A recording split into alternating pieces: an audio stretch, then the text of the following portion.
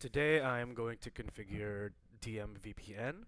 DMVPN stands for Dynamic Multipoint Virtual Private Network, and it is commonly used to build VPN tunnels between multiple sites. It's full mesh capable and it allows spoke-to-spoke communication, tunnel establishment, so that traffic doesn't need to always go to the hub. These tunnels can be established and torn down on an as-needed basis. So instead of configuring static tunnels between all devices, DMVPN allows the routers to do it dynamically. We're going to use the address space for our GRE tunnel, 192.168.10.0/24, and we're simulating a ISP connection here through the WAN cloud. And first thing we're going to do is we're going to go into our hub. First, we're going to configure our hub. We're going to start with our tunnel. So interface tunnel 0. And for tunnel source, we're specifying G10. And since we're using GRE multipoint for DMVPN instead of a single destination, GRE multipoint or mGRE allows the encapsulation of dynamic routing protocols, and it allows a single interface to form multiple GRE tunnels. So for here, we're going to type tunnel mode GRE multipoint, and we're just going to give it an IP address. So this the hub router will be 192.168.10.1/24, and we're just gonna type no shut for good measure. Okay, so that's the first part of the DMVPN configuration, is to create a mGRE interface. Now the second part that allows DMVPN to work is NHRP, which stands for Next Hop Resolution Protocol.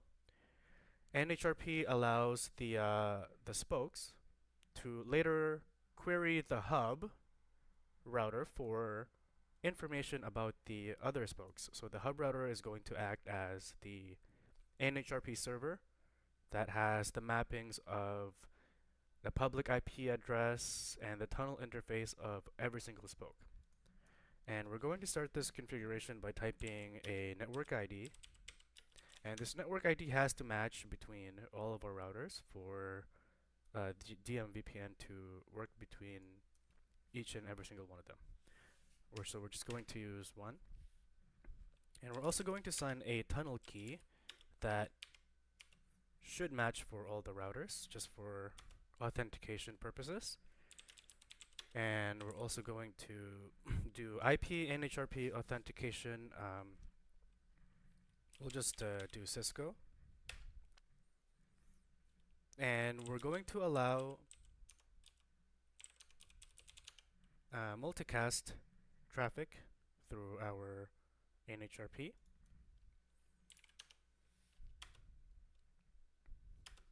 There we go. So those are the two parts that allows DMVPN to work, is mGRE and NHRP. Now, since we are using, or we're going to advertise EIGRP through our DMVPN tunnels, we also have to type in this command, no IP next hop self EIGRP in our autonomous system number 1. When the hub router is learning routes from a branch and it is advertising it to another branch, so for example, if it's learning routes from branch C and it's advertising it to branch A, this command will make sure that the hub router does not replace the next hop address with its own IP address, and it can instead use the tunnel interface of the original branch, which should be branch C in that example. So we're just going to enter this command, and we're also going to enter no IP split horizon EIGRP1.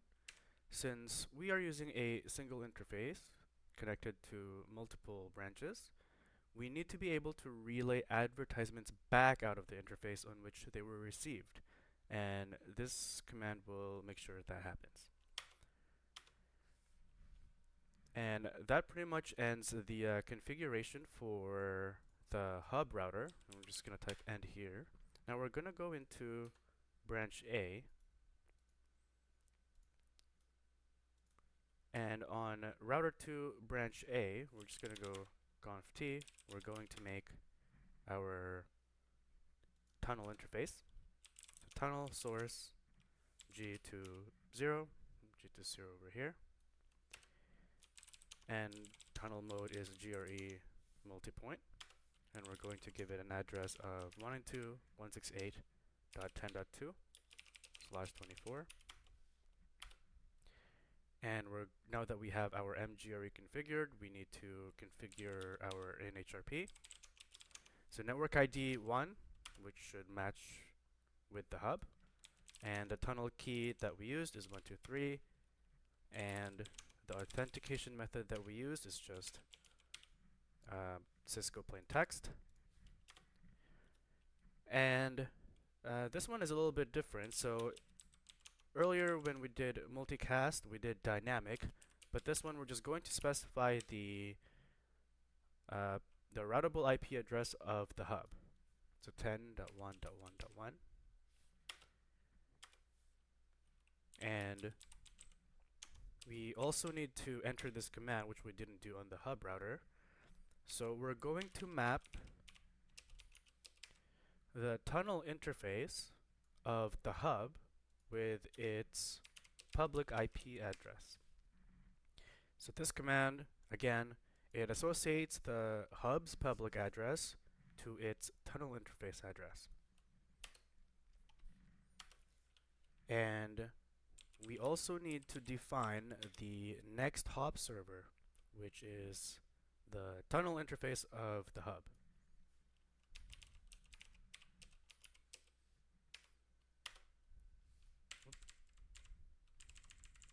And next hop server. There we go. And we're just going to hit end. And now I'm not going to do the configuration on branch B because it's essentially the same thing. And it's actually already been pre-configured. But we're not going to do any testing on branch B. And we're going to go directly to branch C. Conf t. And again, it's the same steps as we did for branch A. We're going to go create our tunnel interface. Tunnel source G30 or G40. Tunnel mode GRE multipoint. We're going to give it address 192.168.10. This one's going to be .4/24.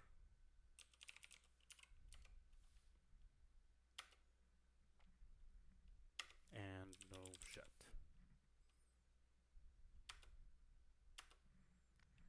Okay, so we have 1, 2, and 4.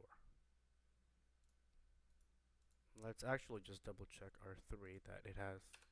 As you can see for R3, I've already went ahead. Okay, let's go back to router 4. Now that we have our IP address, we need to configure NHRP.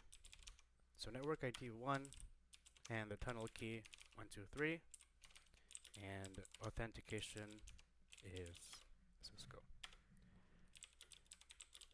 And we're going to map multicast to our hub router, and we're going to map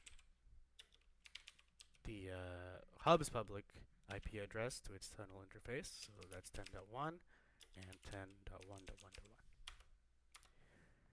And we're going to define the next hop server, which is 192.168.10.1. Okay, now that we've configured multipoint GRE and NHRP on all of our spoke routers and the hub, we can just test it now to see if it works. So if we go to R2, we go back to branch A, we can type show DMVPN. DMVPN, here we can see our static mapping. So from 10.1.1.1, which is the hub's router, we have the tunnel interface 192.168.10.1, which is the hub's tunnel interface. And you can see on the attribute that it's static. Now if we try to go to, if we enter show IP NHRP, you can see the static mapping that we were just talking about earlier. Now that our DMVPN has been configured, we have our multipoint GRE, and we have our NHRP server, and our spokes know who the NHRP server is. Next thing we just need to do before we can actually test the DMVPN connection is we need to advertise the tunnel interfaces that we created to EIGRP1. So we're just going to conf t router EIGRP1.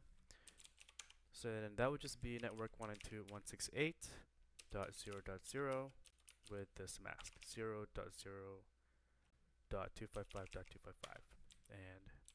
And we're going to do the same thing for all our spoke routers. Router EIGRP1, network 192.168.0.0.0.0.255.255. And I've already pre-configured to advertise the branch A address space, so I'm not going to do that here. And for branch C, which is R4, router EIGRP1, conf t router EIGRP1, network 192.168.0.0.0.0.255.255. And finally, for branch B, router EIGRP1, network 192.168.0.0.0.0.255.255. End. Okay, now if we go to R2, we can check our static NHRP again. So 192.168.10.1 via 10.1.1.1. And if we go to PCA, which is located in branch A, type terminal ifconfig, we have an address of 142.232.100.10. Now if we do a trace route from PC1 to PC2, so 142.232.200.10, you will see that first PC1 reaches its default gateway, which is R2, and then it goes all the way to 192.168.10.1, which is all the way to the hub router, and finally from the hub router 192.168.10.4 all the way to branch C. And if we do another trace route, this time you'll notice that first it travels to the default gateway, but instead of going back to the hub, it directly went to router 4 at branch C. And if we go to the output of router 2, and if we type show IP NHRP, you'll notice that a tunnel from router 2 to router 4 has been dynamically created. And if we go to R1, we type show IP NHRP, you will also see the tunnel that has been dynamically created here. And if we type show DMVPN, you will see two outputs for dynamic VPN that's being created. And they actually have an expiration time, so after the specific time, that VPN tunnel will be terminated, and the spokes will have to create that tunnel again.